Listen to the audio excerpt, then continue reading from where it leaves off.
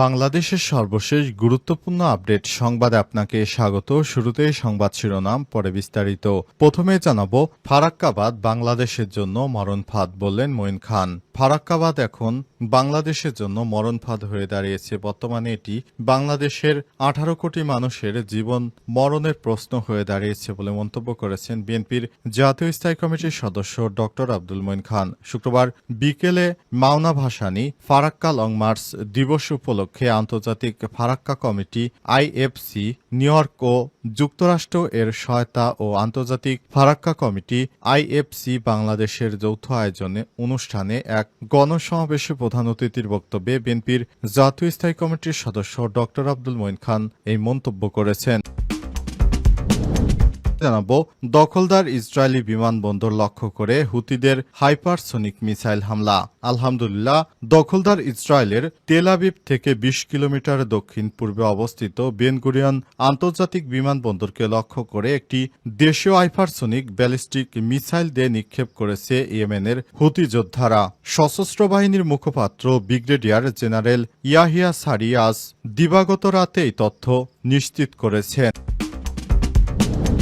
এরপর জানাবো, ফিলিস্তিন বিক্রির জন্য কোনো পণ্য নয়, ডোনাল্ড ট্রাম্পকে বলছে হামাস।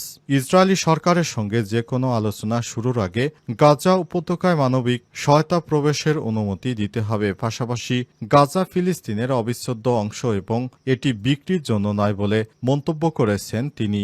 আজ কথাগুলো স্পষ্ট করেছে ফিলিস্তিনের সাবেক স্বাস্থ্যমন্ত্রী ও হামাসের জ্যেষ্ঠ নেতা বাসেম নাইম। এদিকে গাজার সম্ভাব্য দুর্ভিক্ষ স্বীকার করে ট্রাম্পের বার্তা।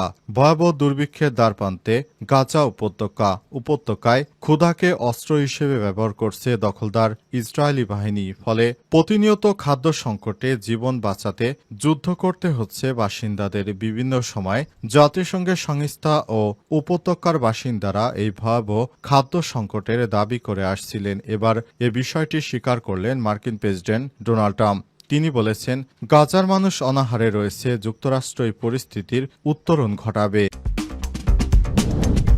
জানাবো, চীনের প্রশংসা, দক্ষিণ এশিয়ার আকাশ প্রতিরক্ষায় পাকিস্তানের নতুন যুগ। পাক ভারত সীমান্তে সাম্প্রতিক উত্তেজনায় পাকিস্তান যেভাবে তাদের আধুনিক যুদ্ধ প্রযুক্তির শক্তি প্রদর্শন করেছে তা দক্ষিণ এশিয়ার আকাশ প্রতিরক্ষায় এক নতুন মানদণ্ড তৈরি করেছে। এমনটাই জানিয়েছে চীন। দেশটির সরকারি মহাকাশ সংস্থা সমর্থিত চায়না স্পেস নিউজে প্রকাশিত এক বিশ্লেষণী প্রতিবেদনে পাকিস্তানের বুদ্ধিদীপ্ত ও নেটওয়ার্ক ভিত্তিক যুদ্ধ কৌশলের উচ্চ প্রশংসা করা হয়েছে। খবর দা এক্সপ্রেস ট্রিবিউনের। প্রিয় দর্শক, এতক্ষণ শুনছিলেন সংবাদ শিরোনাম, এবারে বিস্তারিত। তবে তার আগে বন্ধুরা, অনুরোধ থাকবে এই সংবাদটিতে একটি লাইক দিন।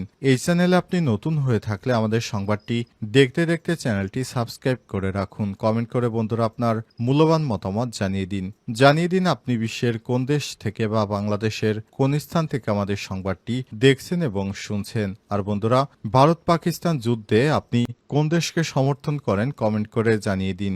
যদি ভারতকে সমর্থন করে থাকেন কমেন্টে জয় হিন্দ লিখুন এবং পাকিস্তানকে সমর্থন করে থাকলে পাকিস্তান জিন্দাবাদ লিখে বিশ্ববাসীকে জানিয়ে দিন। এবারে বিস্তারিত। ইসরায়েলি বিমানবন্দর লক্ষ্য করে হুতি বাহিনীর হাইপারসোনিক ক্ষেপণাস্ত্র হামলা।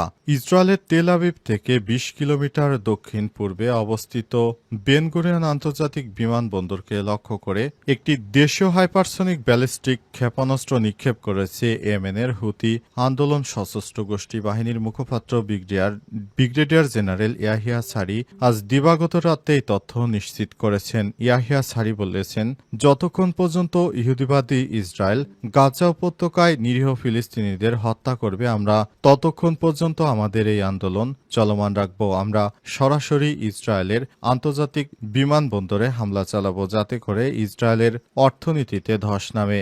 বিশেষ করে গাজা যুদ্ধ শুরু হওয়ার পর ইয়েমেন থেকে হুতি বিদ্রোহীরা সবথেকে বেশি কার্যকর ভূমিকা রাখছে ফিলিস্তিনিদের পক্ষে। হামাস যোদ্ধারা আপাতত কোণঠাসা হয়ে পড়েছে সিরিয়া আসাদ সরকারের পতনের পর এবং এদিকে হিজবুল্লাহ একরকম নিষ্ক্রিয় হয়ে গেছে, কিন্তু ইয়েমেন থেকে এখনো হুতি বিদ্রোহীরা তারা তাদের কার্যক্রম চালিয়ে যাচ্ছে। অ্যাডেন উপসাগরে ইসরায়েল এবং পশ্চিমাদের তেলবাহী জাহাজকে লক্ষ্য করে হামলা চালাচ্ছে। এরপর ইয়েমেন থেকে তারা ইসরায়েলে মাঝে মাঝে বড় ধরনের ক্ষেপণাস্ত্র হামলা চালায়, যাতে করে দখলদার ইসরায়েলের প্রধান আন্তর্জাতিক বেন গুরিয়ন বিমানবন্দর যাতে ধ্বংস হয়ে যায়। এজন্য তারা মাঝে মাঝে এই ধরনের ক্ষেপণাস্ত্র হামলা চালিয়ে থাকে। সিরিয়ার হুতি বিদ্রোহীদের মুখপাত্র ইয়াহিয়া সারি বলেছেন, আমরা পশ্চিমাদের নিষেধাজ্ঞার ভয়ে চুপ থাকব না, আমরা আমাদের কার্যকর পদক্ষেপ নিয়ে যাব। এই অবস্থায় যারা নিরীহ ফিলিস্তিনিদের হত্যা করছে তাদেরকে আমরা ছাড় দিব না। নিরীহ ফিলিস্তিনিদের পাশে থাকবে হুতি যোদ্ধারা। হুতির মুখপাত্র আরও নেতানিয়াহুকে হুঁশিয়ারি দিয়ে বলেছে, যত তাড়াতাড়ি তারা যুদ্ধ বন্ধ করবে তত তাড়াতাড়ি আমরা আর হামলা করব না, হামলা বন্ধ করে দেব। কিন্তু নেতানিয়াহুর এই কর্মকাণ্ড ফারাক্কাবাদ বাংলাদেশের জন্য মরণফাঁদ, বললেন মঈন খান। ফারাক্কাবাদ এখন বাংলাদেশের জন্য মরণফাঁদ হয়ে দাঁড়িয়েছে। বর্তমানে এটি বাংলাদেশের 18 কোটি মানুষের জীবন মরণের প্রশ্ন হয়ে দাঁড়িয়েছে বলে মন্তব্য করেছেন বিএনপির জাতীয় স্থায়ী কমিটির সদস্য ডক্টর আব্দুল মঈন খান। শুক্রবার বিকেলে মাওনা ভাসানী ফারাক্কা লং মার্চ দিবস উপলক্ষে আন্তর্জাতিক Farakka committee IFC, New York ও যুক্তরাষ্ট্র এর সহায়তা ও আন্তর্জাতিক ফারাক্কা কমিটি আইএফসি বাংলাদেশের যৌথ আয়োজনে অনুষ্ঠানে এক গণসমাবেশে প্রধান অতিথির বক্তব্যে বিএনপির জাতীয় স্থায়ী কমিটির সদস্য ডক্টর আব্দুল মঈন খান এই মন্তব্য করেছেন। এ সময় ফারাক্কাবাদের ক্ষতিকর দিকগুলো উপস্থাপন করেন ডক্টর মঈন খান। বলেছেন, ফারাক্কাবাদ 3টি জিনিস করেছে। এক, মরুকরণ, পলিজমা, লবণাক্ততা। ইউনেস্কোতে তালিকাভুক্ত ওয়ার্ল্ড হেরিটেজে অন্তর্ভুক্ত সুন্দরবনকে ধ্বংস করেছে এই ফারাক্কাবাদ। এতে দেশের উত্তরাঞ্চল দিন দিন মরুভূমিতে পরিণত হচ্ছে। শুধু তাই নয়, আমাদের দেশের পরিবেশের বিপর্যয় হয়েছে এই বাঁধটির কারণে। পলি জমার কারণে আমাদের নদীর স্বাভাবিক নাব্যতা বন্ধ হয়ে গেছে। তার ফলশ্রুতিতে মানুষের যে জীবনযাত্রা ব্যাহত হচ্ছে। সর্বশেষ লবণাক্ততার কারণে বঙ্গোপসাগরের পানি উপরের দিকে উঠে আসছে। তাতে করে সেখানকার জীববৈচিত্র্য ধ্বংস হয়ে যাচ্ছে। এই 3টি বিষয় কারণে বাংলাদেশের মানুষ ফারাক্কা বাঁধে নাম দিয়েছে মরণফাঁদ। প্রস্তাবনার মধ্যে বাংলাদেশের সাথে ভারতের 54টি যৌথ নদীর পানি প্রাপ্তির নিশ্চয়তা, সকল নদীর উজানে বাঁধ নির্মাণ করে পানি অন্যত্র সরিয়ে নেয়ার বিষয়, বাংলাদেশ যে মারাত্মক পরিবেশগত বিপর্যয়ের মুখোমুখি হয়েছে সেটার সঠিক বিচার পেতে সরকারের মাধ্যমে জাতিসংঘে নিয়ে যেতে হবে বলে মন্তব্য করেন তিনি। গণসমাবেশে বক্তব্য দেন, ভারত আমাদের পানি দিয়ে ভয় দেখাইতে চায়। বাংলাদেশের মানুষ ভারতের ভয় পায় না। আমাদের পানি ন্যায্য হিস্সা দিতে হবে। পানি না দিয়ে উত্তরাঞ্চল মরুভূমি বানিয়ে দিয়েছে। দেশ বাঁচাতে হলে, নদী রক্ষা করতে হলে নতুন করে একটি মহাপরিকল্পনা হাতে নিতে হবে। পানি নিয়ে ইচ্ছাকৃতভাবে ভারত নাটক করছে।